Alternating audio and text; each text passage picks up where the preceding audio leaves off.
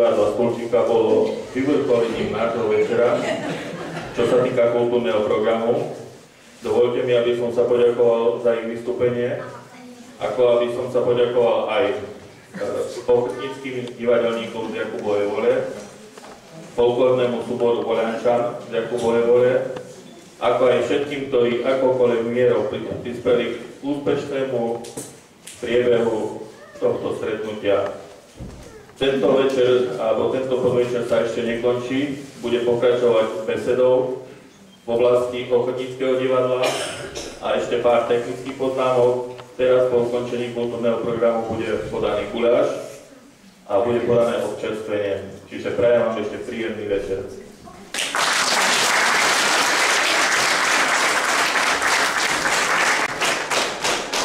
Teraz by som chcela poprosiť divadelného ochotníka, nášho bývalého režiséra Petra Žanského.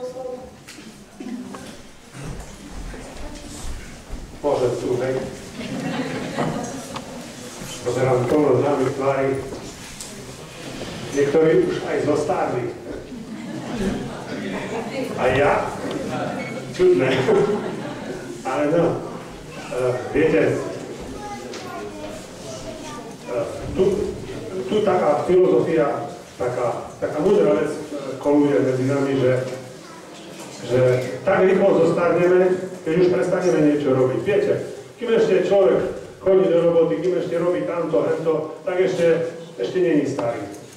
Ale ako náhle už nič nerobí, tak už sa to lezie, už prídu aj choroby, aj staroba sa prejaví.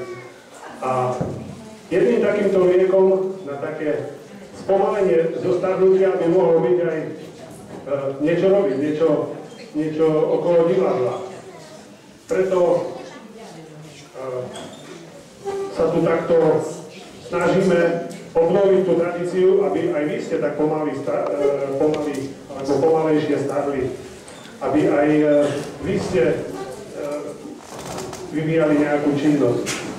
Teraz vlastne by mala byť taká nejaká beseda. Ja by som pozval pána Drabiščáka, nech sa páči, poďte medzi nás. A čo vás zaujalo? No, pardon, pekný dobrý večer. Takže v tých 70. 80.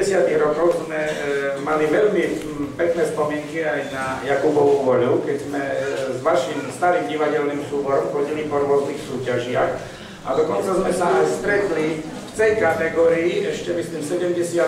alebo v 1. roku, v druhom, áno, no kučičko sme vyhrali, ale to nevadí.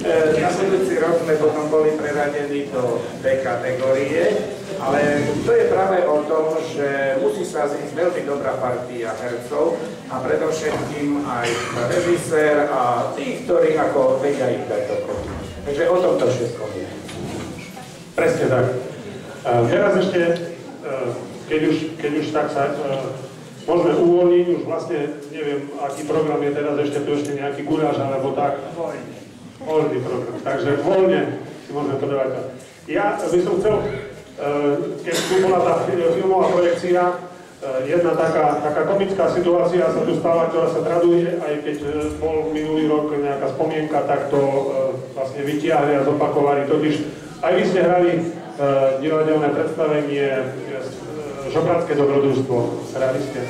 Nie? Nie, to hrali Kapušančani, ale to nevadí. Aha, tak tam je taká situácia, keď dvaja títo holiči idú okradnúť toho žobráka a vlastne u nás sa stalo, že na všetko sme mysleli, iba jedna taký detail bol, že nad sviečkou sme stali nad tým žobrákom a kvapkal mu vosk, ktorý teda on sa tak mrvil a mi dojmo, že však spíš tak ticho a to bola taká tradičná, alebo taká tradujúca sa komická situácia. A čo u vás? Ako to bolo?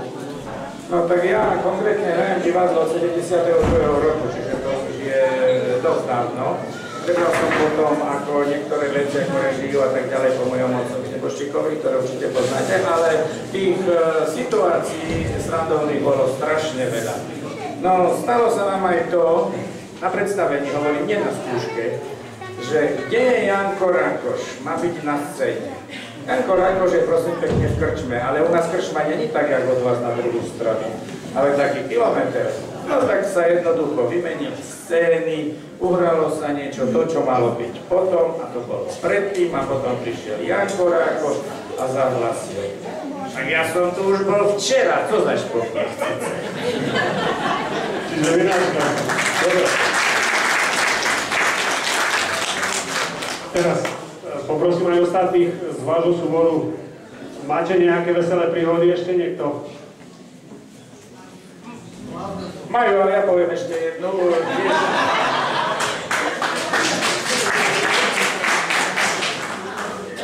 Bolo to v rámci predstavenia Faraóni, kedy dej sa odohrával tak, že na nejakom kolchoze v Rusku a hlavnému hrdinovi sa prisnil sen, bol šéf kolchozu a prisnilo sa mu, že on robí dojičku, ďalší domácu a tak ďalej a ženy skrátka sú na vedúcich miestach.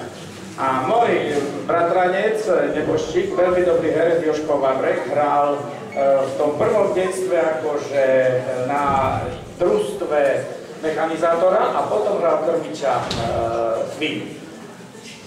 Vyšiel za scénu a sedel na vedre a opakoval si text, pretože to bol hlavný problém pre neho. Hej.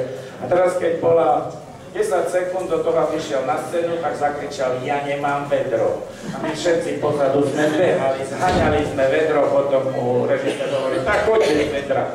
Postavil sa, no a na vedre sedel.